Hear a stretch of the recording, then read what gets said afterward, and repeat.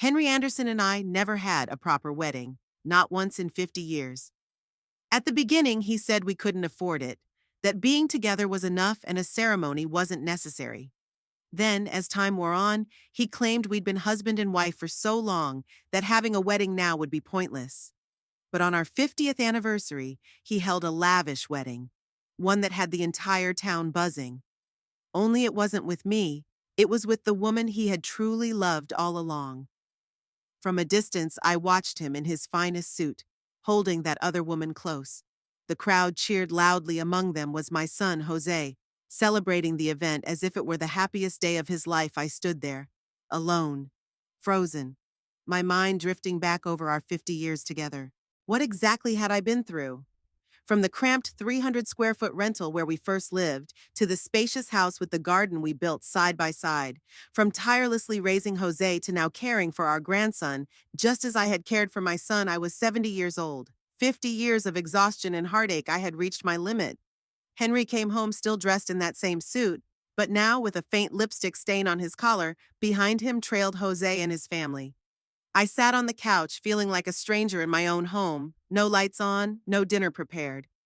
When Jose flicked the switch, the sudden brightness revealed me sitting silently. Surprised, he asked, "Mom, what are you doing here?" I laughed bitterly. The question was ridiculous. I'd lived in this house for over 4 decades, and now my own son was questioning my presence? When I said nothing, Jose softened his tone, pretending to be concerned. "Why aren't you in bed? Sitting in the dark like this is kind of creepy." I turned to face them, my voice calm but cold as ice. "Where were all of you today?" Henry entered the room after changing his shoes. Acting oblivious, he said casually, "What's wrong? You're acting odd today." "I want to know where everyone was and what you did." The anger inside me finally erupted. My voice sharpened with demand. For the first time, real fury showed, and they all stared at me, stunned. "Mom, what's gotten into you? Why are you so dramatic?" "We didn't go anywhere special, just ran a few errands." Jose lied smoothly. I shifted my gaze from him to Henry. Henry said nothing, silently going along with the lie. Pathetic. How long did they think they could keep this charade if I hadn't witnessed it myself? I pulled out my phone and played the video on screen. Henry stood before the whole town, dressed in his suit, kissing another woman at the altar as the crowd cheered wildly. "Rebecca, you were spying on me," was his immediate reaction. Not shame, not remorse, just pure anger at being caught. His face twisted as he lunged forward, snatching the phone and deleting the video. "I can't believe you followed me, Rebecca. I never thought you were like this. We're old. Why are you acting childish, sneaking around and making baseless accusations? Paula has breast cancer. She doesn't have long left. Her last wish was to have a wedding with me. How could I deny a dying friend something so simple? We didn't tell you because we didn't want you to overthink it. We didn't want you upset over something so trivial. But here you are causing a scene." I looked at him, unable to suppress my laughter at the absurdity. He talked like throwing a grand wedding for another woman, something I never received in 50 years, was as meaningless as walking a neighbor's dog. Even after being caught, he made no effort to make amends. He just shifted the blame onto me. Weariness sank deep into my bones. "Oh, come on, Mom," Jose interjected impatiently. "At your age, you should be above this. Why are you being petty? Paula's dying and you're jealous? That's just sad." I hadn't even spoken, but Jose had already picked his side. His wife Sophia tugged at his arm, clearly uncomfortable. "Jose, that's enough." Meanwhile, my 1-year-old grandson Jacob suddenly burst into frightened cries, startled by the tension. Jose, who had his son late in life and spoiled him endlessly, finally fell silent. But before leaving with his family, he threw me a look that blamed me for everything. And just like that, I was alone with Henry. "Look at what you've done," he sighed, straightening his sleeves before sinking onto the couch. "You just had to bring this up in front of everyone. Now the whole house is upset." I was done pretending calmly. I reached into my bag, pulled out divorce papers I had already prepared, and placed them on the coffee table. "Henry, I want a divorce." His face twisted in disbelief, as if he really thought I'd swallow his excuses and forgive the man who stood at the altar with another woman. "Rebecca, stop with the tantrums," he snapped. We're in our 70s. We're not young anymore. Can't you just let it go? He was right about one thing: we weren't young. But I never imagined at this point I'd have to face the brutal truth that the man I spent 50 years with was nothing but a liar and a coward. If anything, age was exactly why I couldn't waste another second on him. Exactly, I said steadily. We're not young, which is why I'm leaving. I refuse to spend my final years feeling neglected, unloved, and unwanted. I won't let regret fill my last chapter. It's over. I've packed whatever's left. It's yours. I'll be gone by morning. Henry looked at me, a complicated mix of feelings flickering in his eyes. He glanced at the papers, hesitated. Are we really ending things like this? I didn't answer. I turned away, heading for the guest room. Then he called out, Fine, I'll sign. I admit I was wrong. I shouldn't have kept it from you. If you ever need anything, you can still reach me. Let's part as friends. I shook my head without looking back. There was nothing left to say. The next morning, I wheeled my suitcase toward the door. Jose was up. He saw me, he saw the suitcase, but instead of helping his 70-year-old mother with her things, his only concern was, Mom, you're being ridiculous. You and Dad have been together forever. How can you just divorce him? Who'll cook? Who'll clean? Who'll care for Jacob? You're making a fuss over nothing. Dad was just doing something nice for Paula. They didn't do anything else. Why are you so unreasonable? As Jose kept up his endless accusations, I finally saw the truth. He was a selfish, ungrateful man, a son I raised for over 30 years, only to realize I'd nurtured nothing but ingratitude. I nearly died giving birth to him. An amniotic fluid embolism. It was a miracle we both survived. I almost lost my life just to bring him into this world. And when he was little, he was everything a mother could want. Obedient, kind, loving. That same boy once promised to protect me as he grew up now. That very child was the one who rejected me, who hurt me the most. I couldn't stand to look at him anymore. Every second with him, every word, deepened my disappointment. Without a backward glance, I pushed my suitcase to the door, changed shoes quickly, and stepped outside. 70 years of life had taught me one thing: how fleeting everything truly is. I left that house carrying nothing but a single suitcase. Everything else, none of it mattered anymore. Frustrated that I refused to respond, Jose grabbed an empty glass from the kitchen counter and tossed it forcefully into the trash can. The sharp crash of breaking glass rang through the room, a piercing, final sound. Just like that, our bond as mother and son shattered beyond repair. I turned for one last look at him from the doorway, and in that moment, every shred of the affection I'd once held for him vanished completely. Jose Torres, I am not your maid, I'm your mother.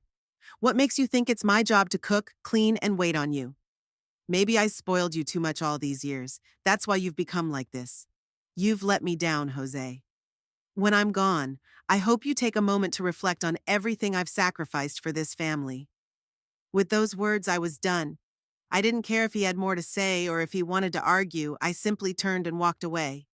Even after stepping outside, the sound of doors slamming and things being thrown around still echoed behind me. But it no longer concerned me. The moment I crossed that threshold, I stopped living for them. I left Henry Torres's house and moved back into an apartment that still carried my name. Sitting alone in the quiet space, I reflected on the decades behind me and realized that none of it had ever truly belonged to me. I met Henry through a mutual friend. He was a year older than I was back then. He had just graduated college while I was a girl barely out of high school, struggling to survive on my own for nearly 5 years. Henry was young, handsome, and thoughtful. He worried we might not have much in common because of our different educations, so I stayed up late studying subjects that interested him, just so he wouldn't find me lacking. I knew he'd once been in a long-term relationship, 3 years, with someone he never got to truly hold on to. She left because the distance became unbearable. I never blamed him. I pitied him instead, the effort he'd poured into something that slipped away. So I made a promise to myself. I would make up for what he lost. I would care for him in ways his ex never did. When he buried himself in his thesis, I stayed up beside him in the library, helping gather research. When job hunting proved tough after graduation, I ironed his shirts, polished his shoes, and went with him to every interview. When work got rough and he came home drunk from company dinners, I cleaned him up, changed his clothes, and stayed by his side through the night I believed he married me, because my devotion and love had finally reached him 50 years together. Not a passionate romance, but a steady companionship. We rarely argued, but we never had a love story worth telling. Looking back now, I see I was never his choice. I was simply the woman he settled for after losing the one he really wanted. And the moment she returned, he left without hesitation, without a second thought. But none of that matters anymore, because I still have time.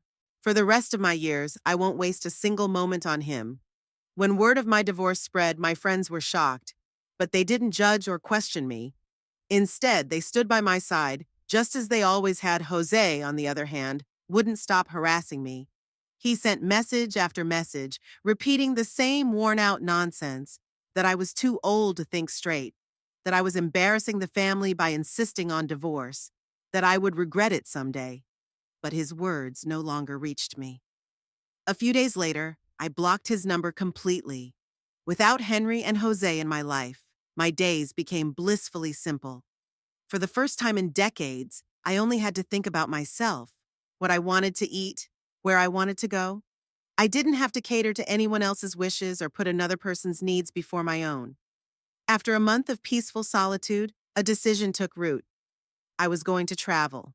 The idea struck me unexpectedly one afternoon as I sat in my apartment, watching a travel agency ad on TV. Suddenly, I remembered who I was before Henry, before marriage, before motherhood. I had dreams. I worked hard not just to survive, but because I wanted to see the world. I wanted to travel, to go anywhere and everywhere my heart desired. But life got in the way. I put Henry first. I put my family first. And my dream of travel was buried, forgotten, left to gather dust in some dark corner of my mind. Even the trips I did take over the years weren't truly mine. I went where Henry wanted, where Jose wanted. And even then, I wasn't free to simply enjoy myself. I was always the caretaker, making sure they were happy, making sure everything went smoothly. Not this time. This time I was traveling for me. Without hesitation, I grabbed my phone and booked a spot on a group tour. It turned out to be the best choice I'd ever made. For the first time in my life, I traveled purely for myself. I tasted foods I'd never tried before. I witnessed breathtaking sights I never imagined I'd see with my own eyes. Along the way, I met women just like me, women who had spent their lives putting others first, only to find themselves standing alone in later years. But none of them were bitter. None held regrets. If anything, they were vibrant and full of life. By the end of the trip, we'd made plans to stay connected. Some even talked about moving into the same retirement community so we could share our golden years together. Every day on the trip, I took photos of places, moments I wanted to keep forever. I shared them on Instagram, letting my friends see what I was up to. Their comments came pouring in, full of excitement, relief. They had worried about me, afraid I'd never move on from the divorce. But seeing me like this, traveling, smiling, thriving, put their concerns to rest. The only downside? Henry still followed my account. He liked every single post. Sometimes he even left comments, saying how happy he was to see me enjoying life. But to me, it was all just an act, a pitiful attempt to soothe his own guilt. I ignored every interaction, refusing to let his presence taint my happiness. I didn't care what he thought anymore. Whether sincere or not, whether he regretted or not, it wasn't about him anymore. What mattered was that I was happy, and I was truly happy. After a month of traveling, I finally returned home exhausted. As soon as my plane touched down, I knew there was still much to do. Unpacking, cleaning, settling back in. But before tackling all that, I decided to step out briefly. There was a cozy cafe downstairs I liked. A warm latte and a simple pastry felt like the perfect way to ease back into normal life. The moment I pushed open the cafe door, though, I spotted an unexpected visitor, a woman I'd never seen in person before. She gave me a knowing smirk and said, "You must be Rebecca, right? You look better in person." Not at all like what Henry described, saying you were so old. Paula sat across from me, dressed in a sharp, tailored outfit. She'd clearly made an effort with her hair and makeup, aiming to impress. She smiled as if we were old friends, her face shining with a hint of smugness. Her compliment felt dripping with sarcasm, especially considering how polished she looked compared to me. Fresh off a long journey, too tired to even tidy up. Wasn't Paula supposed to be in the final stages of breast cancer? From the outside, she didn't look sick at all. I didn't respond to her compliment. Instead, I just sat there silent. Paula let out an awkward laugh, then shifted her tone to something softer, more soothing. "Hi, I'm Paula, a longtime friend of Henry's," she said. "He's mentioned you many times, but we've never really met face to face. I heard you just got back from a long trip." I settled into the seat across from her, my expression blank, nodding only slightly, not interested in continuing the conversation. But Paula seemed to ignore my disinterest, talking on as if I hadn't even said a word. "You must be feeling tired, maybe a little homesick after being away for so long, right?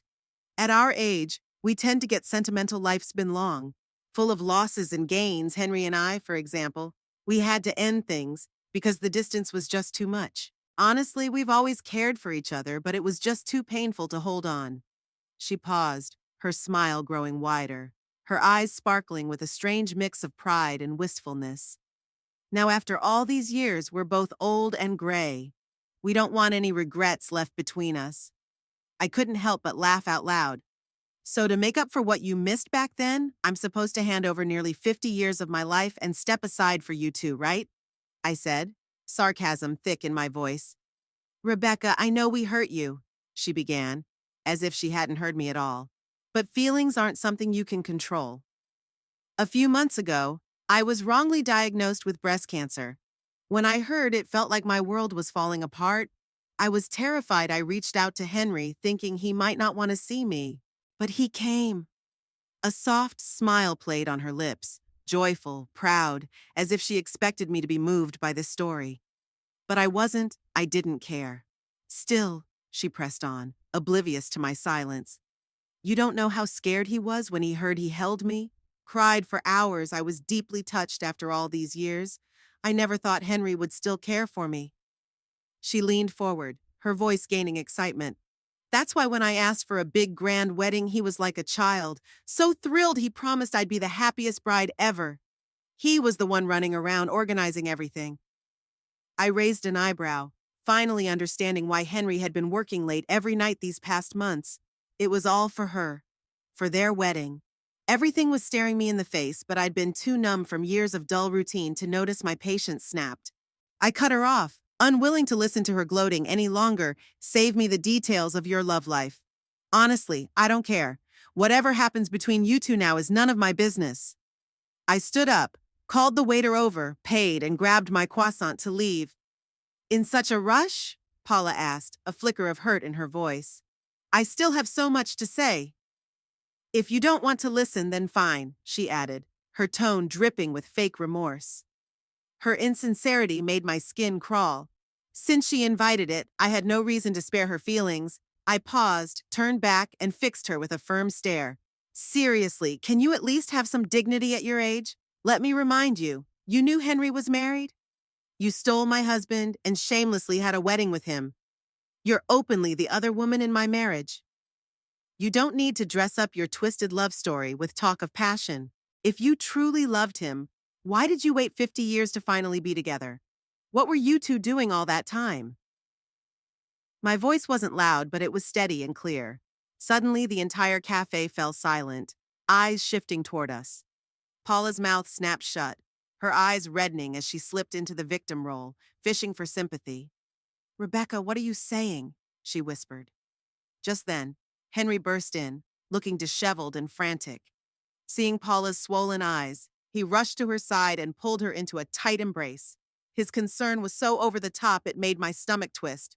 "I know you're hurting, but this isn't Paula's fault," he said defensively. "If you want to be upset, be mad at me. Don't blame her." I almost laughed in disbelief. The nerve of them. They were the ones at fault, yet somehow I was the villain. Then, from across the room, a voice spoke up. "I think I've seen these two online recently. Didn't they just have a big public wedding?" The cafe fell into a hush before whispers started, spreading fast into full conversations. All eyes turned to me, expressions shifting as they absorbed the gossip. Suddenly, I was no longer Henry's wife of 50 years. I was just a bitter, shameless old woman trying to wreck a decades-long love story. The murmurs grew louder and accusations flew. How disgraceful! At her age, still trying to steal another woman's husband. Exactly. Paula and Henry are the real couple this woman just can't let go. Look at her. So aggressive, always picking fights. No wonder he left. The words cut deep, relentless.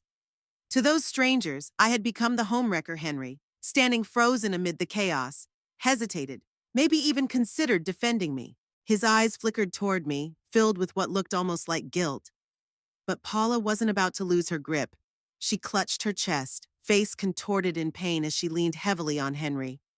Henry, I don't feel well. What if the doctors were right?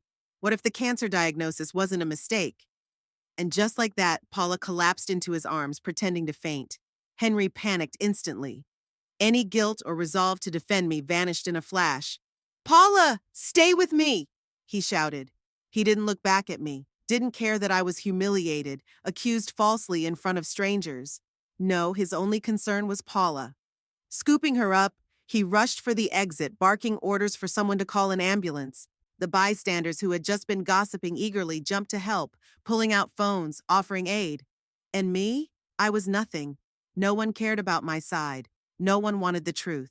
I stood there a moment longer, watching the scene, then turned and walked away. There was no point staying another second in that wretched place.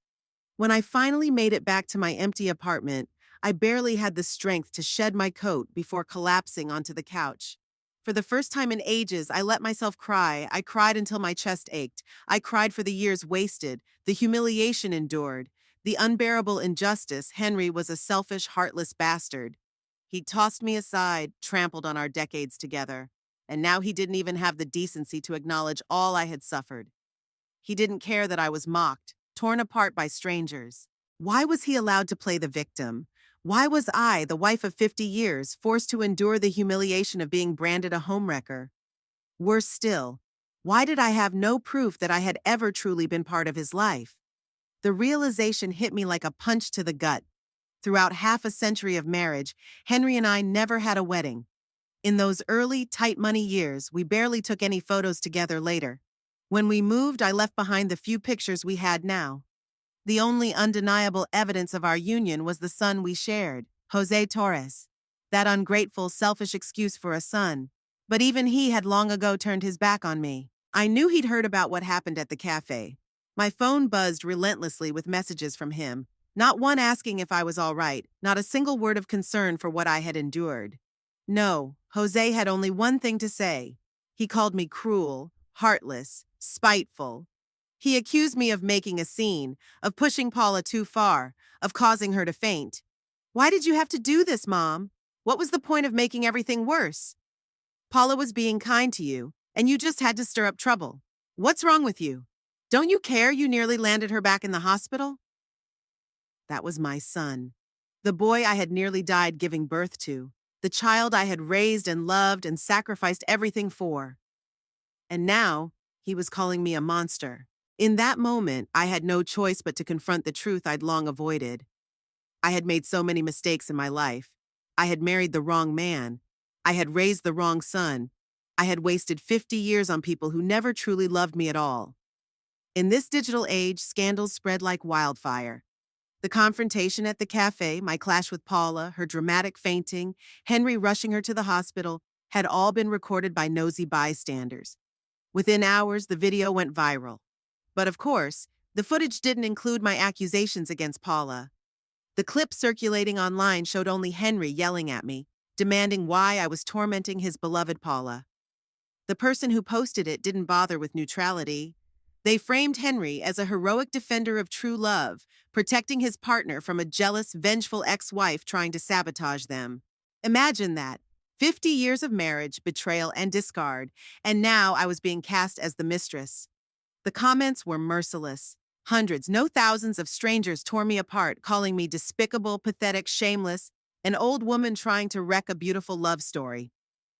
Gross. She had her chance and Henry clearly moved on. Why is she still clinging? Paula is so elegant and kind, yet this bitter ex-wife harasses her. What a disgrace. I tried once, Just once to post a statement, to tell my side, to share the truth.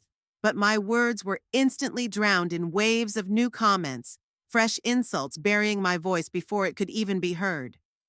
Perhaps if things had stayed that way, the internet would have moved on in days. People would have forgotten me and found a new scandal to obsess over.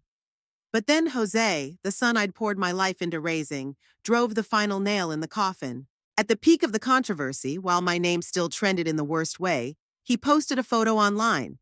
Not of me. Not even an old family snapshot with Henry. It was a picture of Paula and Henry, hand in hand, gazing at each other with deep affection. Behind them, Jose and his wife smiled. A picture-perfect happy family.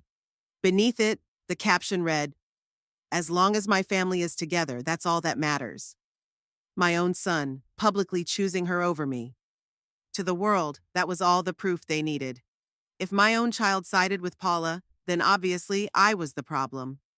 I watched helplessly as the hate intensified. Even her own son doesn't want her. That says everything. She must have been a nightmare to have as a wife and mother if her family abandoned her like this. This is embarrassing. Imagine being so bitter your own kid turns against you. I didn't know how to fight back. I begged my friends to speak up, to share the truth, but it was no use. Their voices were drowned out and ignored, just like my marriage, just like my place in my family. So I stopped trying. For days, I barely left my apartment. I shut myself off, learned to endure the crushing loneliness. I spent hours in silence trying to piece myself back together. Then something unexpected happened. The women I had met on my trip, the friends I'd made, found me. One afternoon, unannounced, they showed up at my door. When they saw me, hollow-eyed, drained, utterly exhausted from everything, they all reacted with fierce emotion. "My dear friend, we've only been apart a week and now this? I can't believe what they're doing to you." No matter what the internet says, we know the truth. That woman? She's a liar through and through. And Henry, an old fool running around playing romantic hero like he's still young. Pathetic. And don't get me started on your son, posting that photo just to humiliate you. Unforgivable. Hearing them defend me without hesitation or doubt, I broke down. The floodgates opened, and for the first time in weeks, I cried. Not from sadness, but from being overwhelmed. These women, whom I'd only known a month, believed in me more than those I'd spent a lifetime loving. When my tears dried and breathing steadied, I finally let it all out. Every betrayal, every injustice, every sacrifice I had made for people who never once appreciated me. By the end, something inside me shifted, like a weight I'd carried forever was finally lifted. I wiped my face, took a deep breath, and sat up taller. "Screw Henry," I said, the lightness in my voice unmistakable. "Let him have Paula. I wouldn't take him back if he begged. And Jose, that ungrateful bastard, he wants Paula as a mother? Fine, he can have her. I'm done with him too." My friends exchanged relieved glances. "We worried you wouldn't let go," one admitted. "But seeing you now, we should have known better." "Enough about those losers," another said. "Let's talk about us. Are we still planning that retirement home together?" Outside, the gray clouds that had hung for days began to break. Sunlight streamed into my apartment, warm and golden. And inside, for the first time in a long time, I wasn't alone. We laughed, talked, and planned. Not just about the retirement home, but about our next adventure. Because there was still so much of the world left to see. And this time, I was going to live for me. At first, Paula made a half-hearted attempt to win their approval. She tried to cook, clean, even look after Jose's child. But Paula was no housewife. She had spent her life being cared for, not caring for others. She lacked the interest and patience to master domestic duties. The results were disastrous. Her cooking was either tasteless, burnt, or dangerously underdone. Within a week, both Henry and Jose had dropped several pounds, and one near case of food poisoning nearly sent them to the hospital. Laundry? She left damp clothes sitting in the washer for hours, or even days, until mildew set in and everything had to be washed again. Babysitting? She was far more interested in the TV than watching little Jacob. The poor boy fell, bumped his head, even cried himself hoarse while she sat oblivious on the couch. The final straw came one night when she prepared Jacob's formula with boiling water without letting it cool. The baby screamed in agony, and the entire family ended up at the emergency room. That's when Jose finally snapped. You don't work, don't contribute financially, and yet you can't even take care of a child. What good are you? He shouted, eyes blazing with fury. Paula, fed up with endless chores and criticism, fired back. Oh, so it's all my fault now? Maybe you should look at your own failures, like being a grown man too cheap to hire a damn housekeeper. And let me remind you, I'm your father's wife, not the Torres family maid. I owe you nothing. Jose, enraged beyond measure, pointed a trembling finger at her. Wife? What wife? You're nothing but a washed-up mistress who wormed her way into this house. And let's not forget, you and my dad aren't even legally married.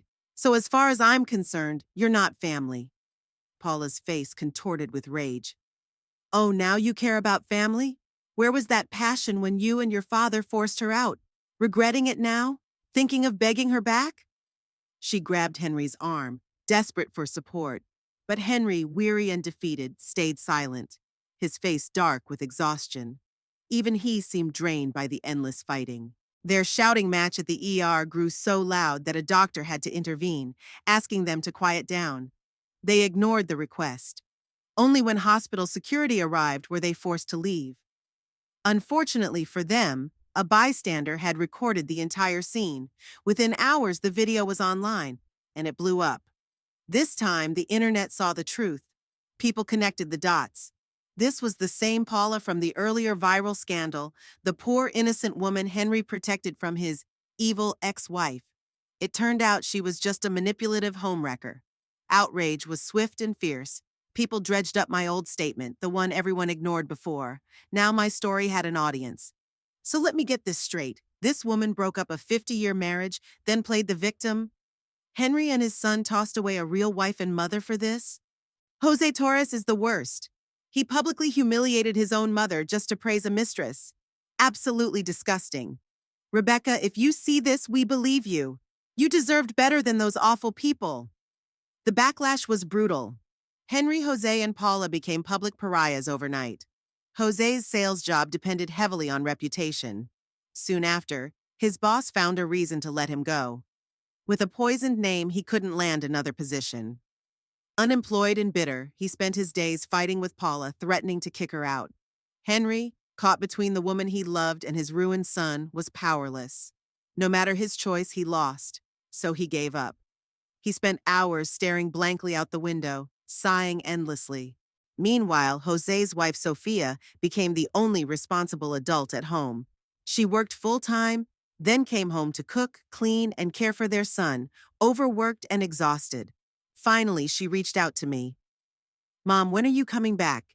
We need you. The house is falling apart without you. Her message arrived as I was mid-spin, dancing in the arms of a charming man I'd met at the ballroom.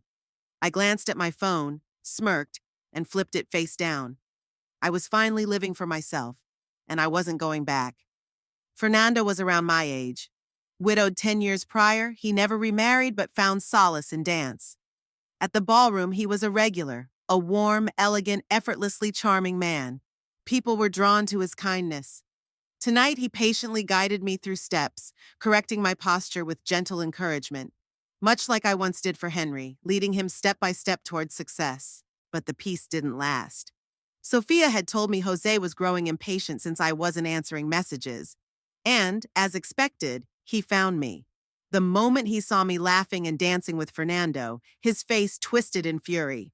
Mom, what the hell are you doing? He shoved Fernando aside and stepped between us. The house is a mess, and you're here dancing with some stranger? I brushed past him, checking on Fernando. Sorry about that, I said softly. Fernando smiled, waving it off. No worries, I'll be here if you need me. Jose stuck to me like glue, seeing I wouldn't engage.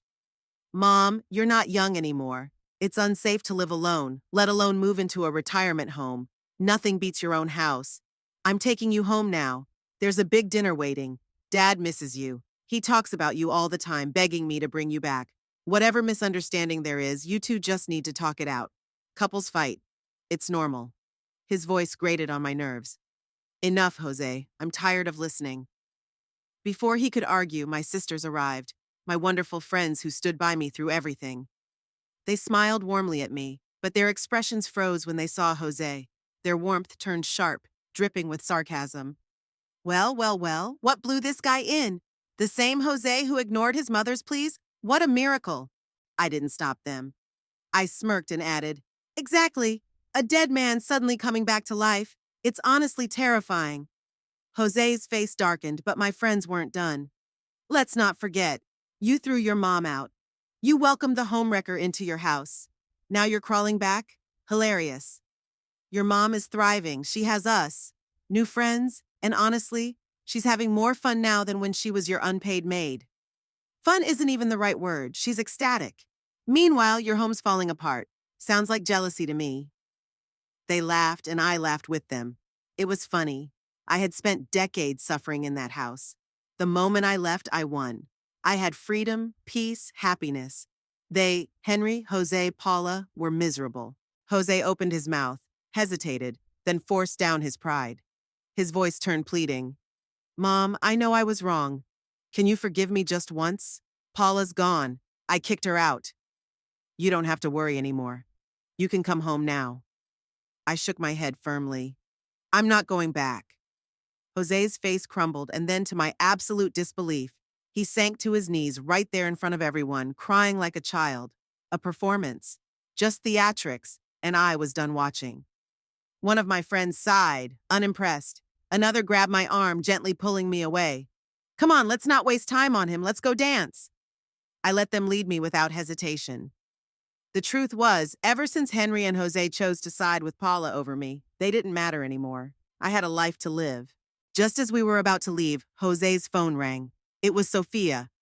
I didn't hear what she said, but whatever it was shocked Jose so deeply that his phone slipped from his hands and crashed onto the floor. He stood frozen, pale as a ghost. A terrible thought struck me. It's not Jacob, is it? My grandson was innocent in all this. No matter what had happened between Henry and me, I never wanted anything bad to happen to that child. Jose, answer me. What happened? Is it Jacob? I was frantic, ready to shake him if I had to. But no matter how many times I asked, he remained dazed, silent. Minutes passed before he finally snapped out of it. Tears streamed down his face, his body trembling as he sobbed. Mom, please come with me to the hospital. Dad, his voice cracked.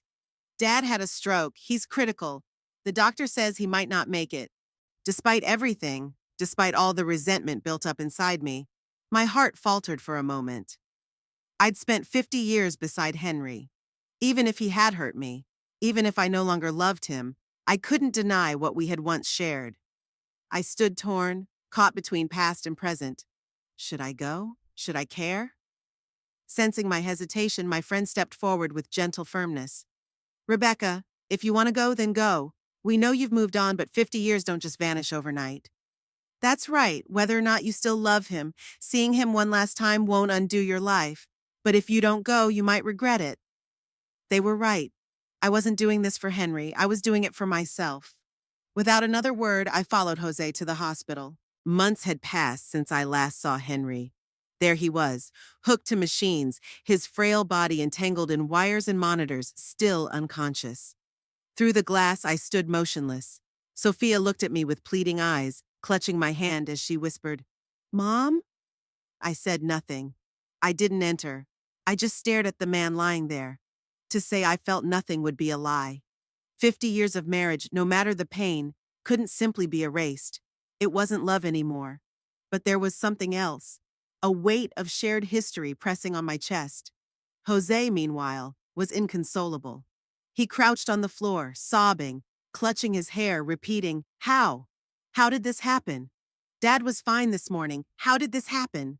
Sophia's face darkened, frustration bubbling over. Isn't it obvious? It's because of that woman. She's the reason Henry ended up like this. My stomach twisted. What happened? Tell me everything! Sophia scoffed, voice dripping with disdain. You have no idea how awful that woman really is. She exhaled sharply and began to explain. After we threw her out, she disappeared for days. We thought she was gone for good. But no, she came back with some old man we'd never seen and paraded him in front of Henry. Henry was furious. He told her to leave and never come back. But today she returned. Hair a mess. Completely unhinged. I was home but stayed upstairs thinking it was their business. Sophia's voice broke. I overheard everything. She wanted to reconcile, to come back. Henry refused, so she threatened him. Said if he didn't take her back, she'd never leave. She hesitated, hands trembling. I couldn't take it anymore, so I went downstairs to tell her off.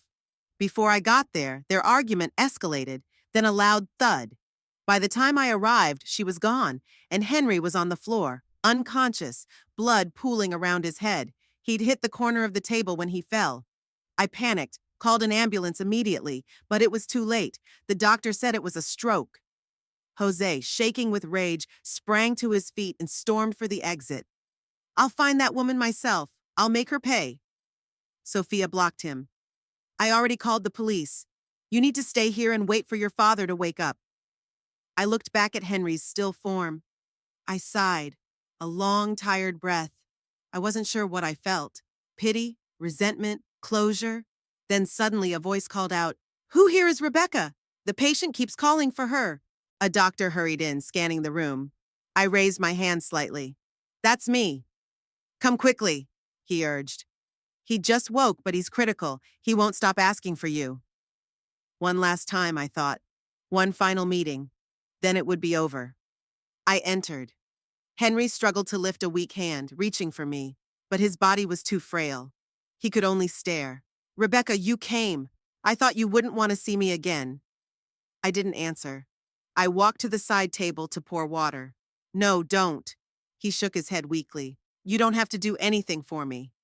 He smiled, a sad smile. "I was the one who failed you." His voice cracked as tears slid down his cheeks. "Rebecca, all these years, I finally realized how good you were to me. I was blind, selfish. I never appreciated you until it was too late." He wept. I set the cup down. No more serving needed. "Henry," I said steady, "I know you want forgiveness, but I won't give it." His lips trembled, eyes full of regret. "You wasted 50 years of my life. How could I forgive that?" He fell silent, guilt weighing heavy on his face, but I pressed on. "I don't hate you. I just want us to live separate lives, never interfering again. Paula destroyed you. Focus on healing and stay away from her. As for me, I'm fine. I live for myself now. I eat what I want, go where I want, surround myself with people who truly care. No more walking on eggshells. For the first time in my life, I'm happy." I wasn't lying. My smile was real. This was the happiest I'd ever been. Henry noticed. His fingers twitched, but he said nothing. I turned to leave. "Rebecca." I stopped but didn't look back. "If there's a next life, would you marry me again?" I barely hesitated. "No. Next time I'll marry someone who loves me, not someone whose heart belongs to another." Henry coughed weakly. He didn't argue. We both knew I'd moved on. Leaving the hospital, I felt lighter than I had in years. For so long, I'd been bound by the past, a marriage that took more than it gave, a son who chose convenience over love, a life that was never truly mine. But now I was free, and for the first time, I embraced it fully. The very next day, I packed my bags. My friends and I had been chatting for weeks about taking another trip together, and after everything that had happened, I knew there was no better moment than now. We booked a month-long cruise around Europe, Italy, Greece, Spain, and France. Just thinking about it made me feel giddy, like a young girl embarking on her first great adventure. We boarded the ship in Barcelona, the salty ocean breeze caressing our faces as we stood on deck, watching the coastline slowly fade away. "To new beginnings," one friend toasted that night during dinner, raising her glass of wine. "To freedom," another added.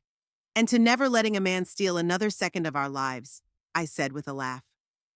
Our days were spent soaking in the splendor of unfamiliar places.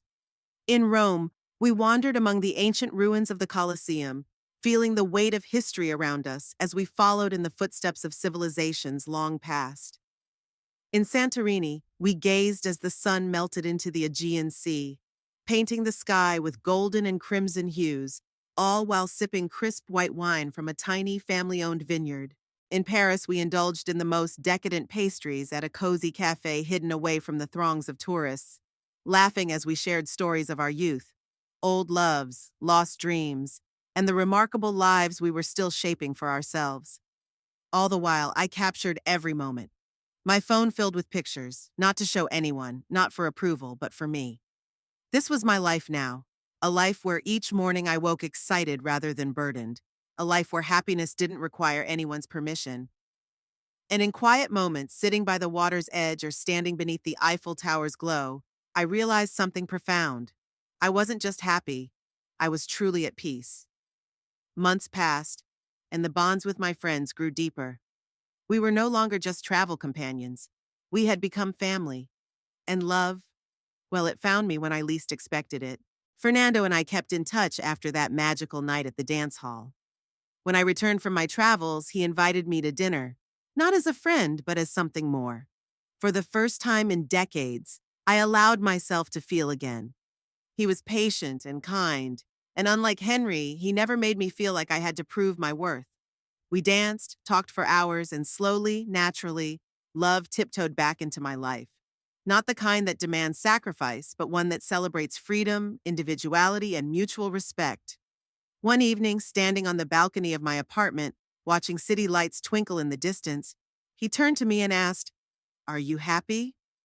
Without hesitation, I answered, "More than I ever imagined possible." And that was the truth. I had lost so much, but in the end, I gained something infinitely greater, myself.